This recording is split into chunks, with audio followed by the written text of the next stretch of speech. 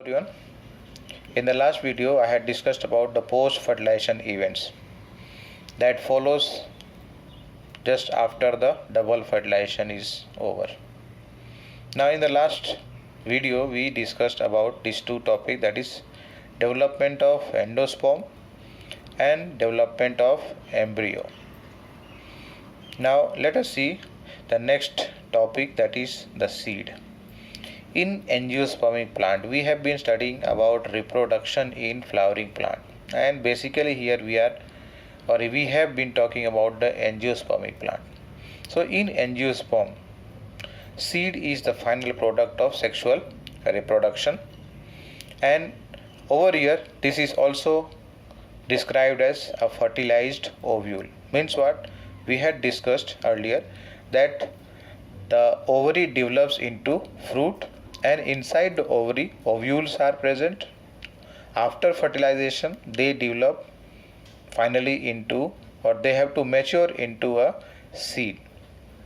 Means these two event, that is the development or maturation of ovule into seed and then ovary into fruit, both of these develop simultaneously and mature simultaneously एक साथ.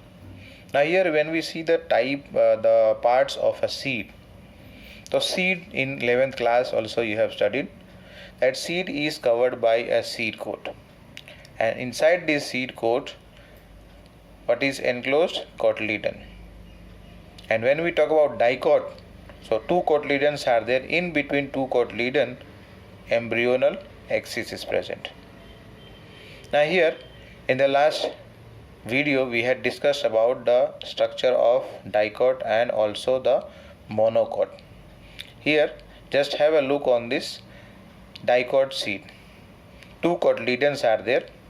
In between these two cotyledon is the embryonal axis, in which we had discussed about the point of attachment of the embryo with the cotyledons, and above and below this point of attachment lies the epicotyle above, and on the lower side hypocotyle, followed by down here is the radicle that has to develop into root, and likewise just above the epicotyle lies the plumule which has to develop into shoot. Now this was dicot. In case of monocot, very good example over here is what? Maize seed. Now here the seed is having two parts over here, you can say.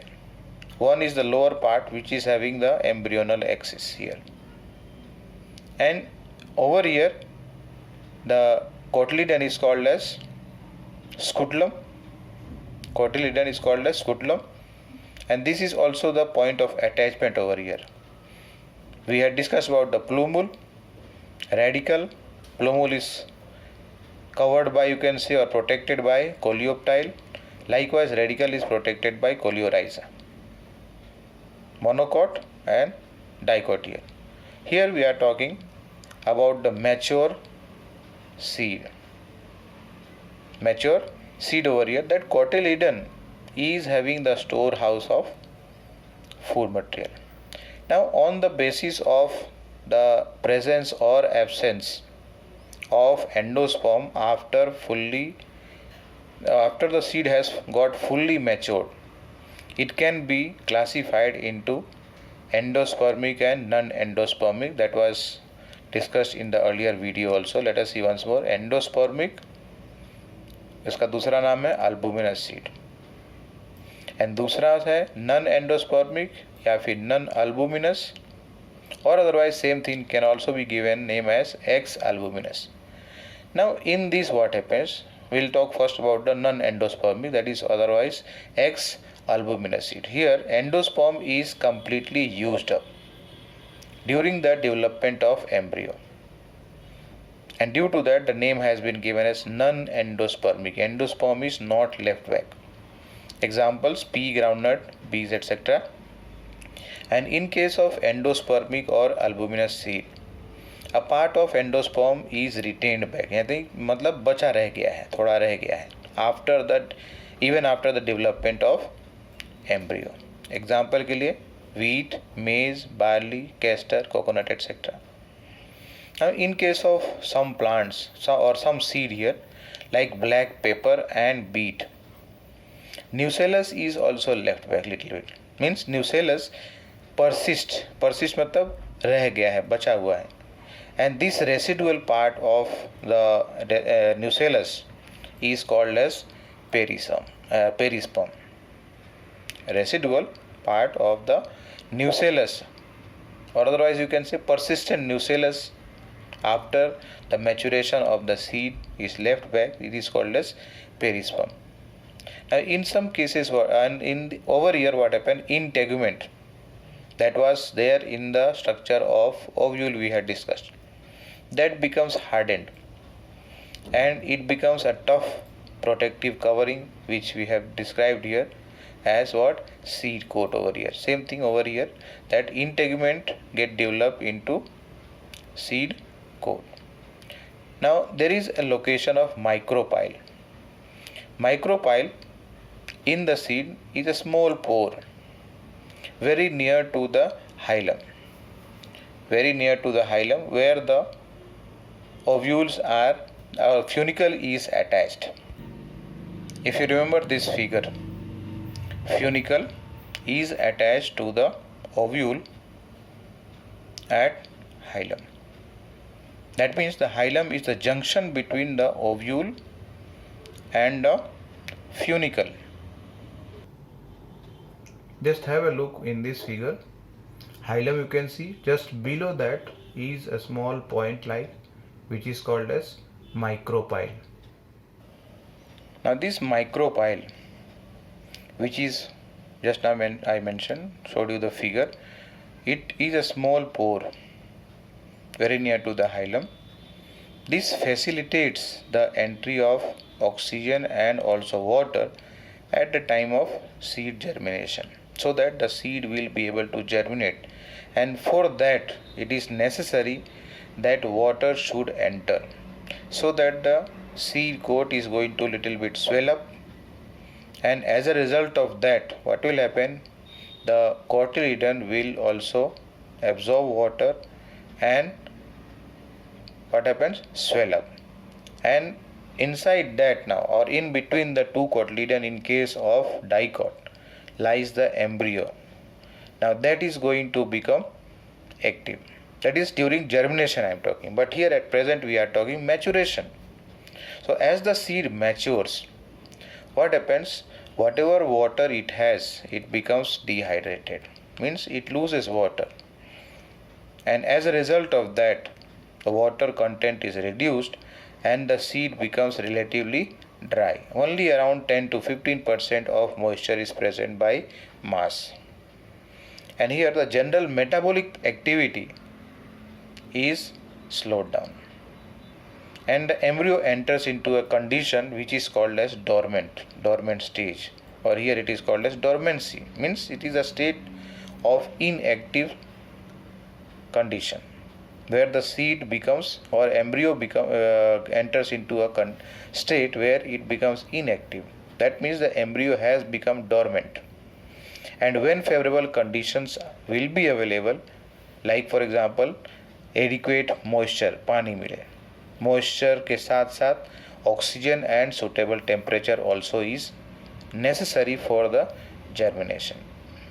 Means what? The seed has got dried up, means dehydrated, and then the embryo which is present there in the seed, it is going to enter into an inactive condition which is called as dormant stage. When favorable conditions are available, it will be able to germinate into a new plant. Now here earlier also we have mentioned that the ovule mature into seed and ovary mature or develop into fruit, and both of this process takes place simultaneously. Now wall of the ovary, मतलब ovary का जो wall है वो fruit का wall बनेगा, and this fruit wall is called as pericarp. 11th class में भी पढ़ा था. Now based on where the fruit is fleshy or dry, or otherwise the fruit can be classified into fleshy and dry fruit. Fleshy में जैसे example के लिए क्या हो गया, mango, orange, guava et cetera. and likewise for dry groundnut, mustard, etc. we can take as example. And over here, when the fruit become mature, now they have to be dispersed from one place to another, and inside the fruit the seeds also will be carried. Different mechanisms are there, and we human beings are also playing very important role for their dispersal. There are natural methods also for dispersing the seeds from one place to another. We have studied this in class 11th also about dispersal mechanism in chapter number 5. Now here one question is asked, is there any relationship between number of ovules in an ovary and the number of seed present in the fruit? So you know the ovary develops into fruit. That means jitne ovary utne fruit. Can we say like that? Okay, we have also studied about this fruit in class 11. And based on that you can just find out as to whether this question you can answer or not, or relationship is there or not between number of ovules in the ovary and the number of seeds that are present. Means what? Jitne ovule honge utne seed to honge hi. Now in most of the plant what happens, by the time the fruit develops from the ovary, all the floral part, that is calyx, corolla, endoecium, everything has fallen apart, or that has got degenerated, dried up and fall off. Only what is left is the ovary, which is going to develop into the fruit finally. In few species what happens here, without ovary, means ovary is not included in the fruit. Fruit is found, but that is not developed from an ovary. That has not developed from an ovary. Means the fruit is developed from any other part of the flower. Like very good example here is thalamus. In case of apple, strawberry and cashew nuts, here what happens, thalamus plays very important role to form the fruit, and such fruits are called as false fruits. Such fruits are called as false fruit.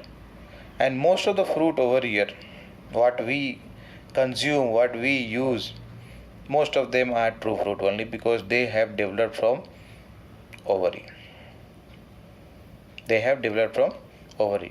Now apart from this, there are some fruits how they are formed? They are formed after fertilization. You know that fruits are formed after fertilization, but there are some fruits which result as a result of without getting fertilized. Means fruit is formed without fertilization, and such fruits are called as parthenocarpic fruit, and that process will be called as parthenocarpy.